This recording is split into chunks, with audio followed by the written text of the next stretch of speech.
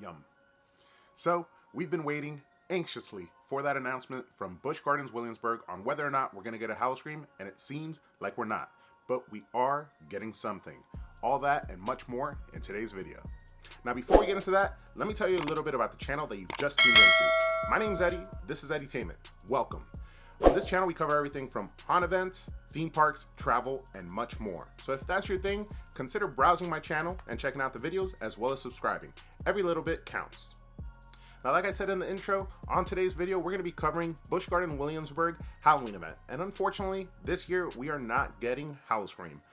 Tampa Bay is getting the HowlOScream event. Unfortunately, we are not. But we are getting something nonetheless, something that Busch Gardens Williamsburg is calling Halloween Harvest. Stay tuned up till the end if you're interested in figuring out what events are coming after Halloween Harvest. We'll be talking about that towards the end of the video. Now, I hope you're ready because it's time to get into it. The event will be running October 1st through November 1st on select nights. Now let's read the description. Treats by day, trickery by night. Celebrate the Halloween season and all things fun during the day and creepy at night in this limited capacity outdoor event. While the general park remains closed, park guests can enjoy the Halloween season at select villages including Italy, Fiesta Italy, Oktoberfest, Ireland, Scotland, and Sesame Street Forest of Fun. With new fall activities, more thrill rides, and delicious seasonal eats and treats, there is something for the whole family to enjoy. Now, if you haven't done so already, I've already done a few videos on the previous events that have already occurred, and I've done some walkarounds as well. So we've talked about the rides that have been open, but there is going to be some more rides open in this particular event. 15 coasters to be exact is what it's claiming, and the new coasters are including now Tempesto, Apollo's Chariot, and Battering Ram, and more. Now, these are the rides that are in the locations that have been closed, so Italy and Fiesta Italy. So that is why they are new. But like I said, if you haven't had a chance to see all the rides that are open, you could always check out the website or check out my previous videos about the events. I went over in detail all the rides that were open, and then in my actual walkthrough, I rode some of those rides. Now let's start off with some of the daytime attractions. I am reading this all off the website on my phone, but I'm gonna give my opinion on these things as well. So first and foremost, you're gonna have like a more family-friendly event during the day.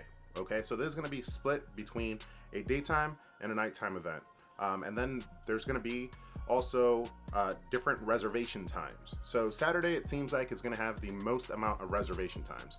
All the weekdays that are going to be open will have either 2 or 3 reservation times at most. So anywhere from 11 to 3, and then somewhere from probably like 5 to 9, things of that nature. Don't quote me on the exact times, but something to that extent. Now, with that being said, the daytime portion of the event will be more family friendly, more kid friendly, and that's something that notoriously these events have not been. There's been the Taste of Busch Gardens and the Coaster and Craft Brews, which both had the coasters open, had a few of the kids rides open, but the actual kids areas were not. So there's going to be the Sesame Street Forest of Fun, the little balloons, the little gliders, as well as special fall activities all throughout the park, like pumpkin scavenger hunts. Now, that's not all for the kids. The kids will also have the opportunity to do some trick-or-treating at the park. So contactless trick-or-treating. So at a safe and spacious environment for the kids from 11 a.m. to 3 p.m. on Fridays and Sundays, and Columbus Day 10 a.m. to 2 p.m. and 3 p.m. to 7 p.m. on Saturdays. So it seems like most days you're going to be able to do some contactless trick-or-treating for the kids, and like I said, it's going to be during the daytime because in the nighttime things can get a little bit scarier. Another cool offering that they're going to have, similar to the other events, is those dining cards where you could get like 5 items or 10 items, and they're going to have seasonal drinks and dishes at select dining locations throughout the park for Halloween treats and Oktoberfest treats. Now, the next part that I'm about to talk about, I think is what most of us, at least the grown-up half watching these videos, are most interested in, which is the Halloween scares. So, featuring roaming ghouls and goblins in select areas of the park, 5 p.m. through 9 p.m. on Thursdays, Fridays, and Sundays, and Columbus Day, 8 p.m. to 12 p.m., as well as 8 p.m. to 12 p.m. on Saturdays. This is the part that I'm looking forward to the most. I am a haunt fanatic, and unfortunately this year, my haunt selection is going to be very limited.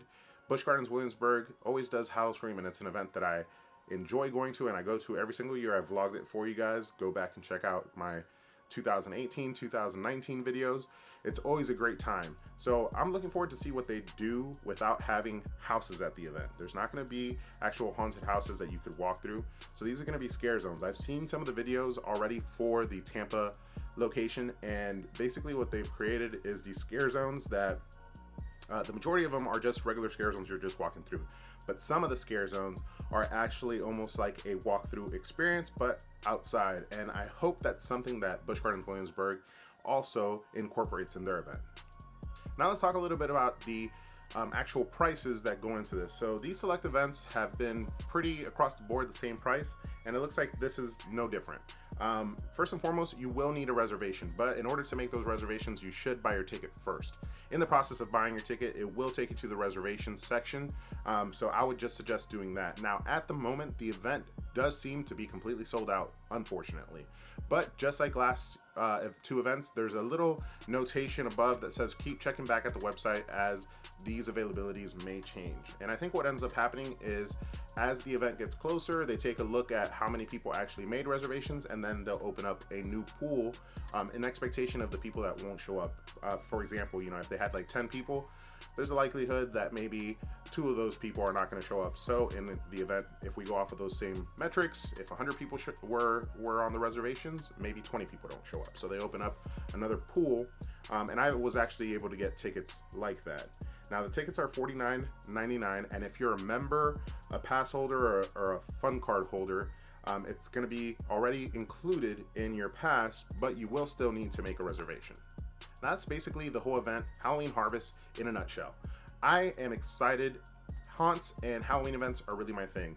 So this fall, I'm looking forward to pumpkin patches, any haunts that are open and are doing safety guidelines, like putting in the fiberglass or the plexiglass. I'll probably be attending and hopefully bring you guys along for the ride.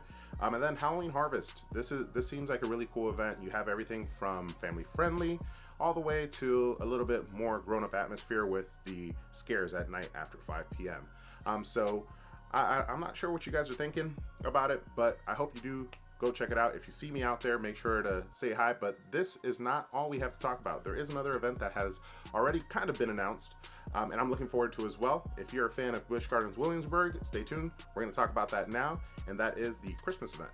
Now, I'm a huge fan of Halloween, so I'm a strong believer that sometimes it is too soon to talk about Christmas.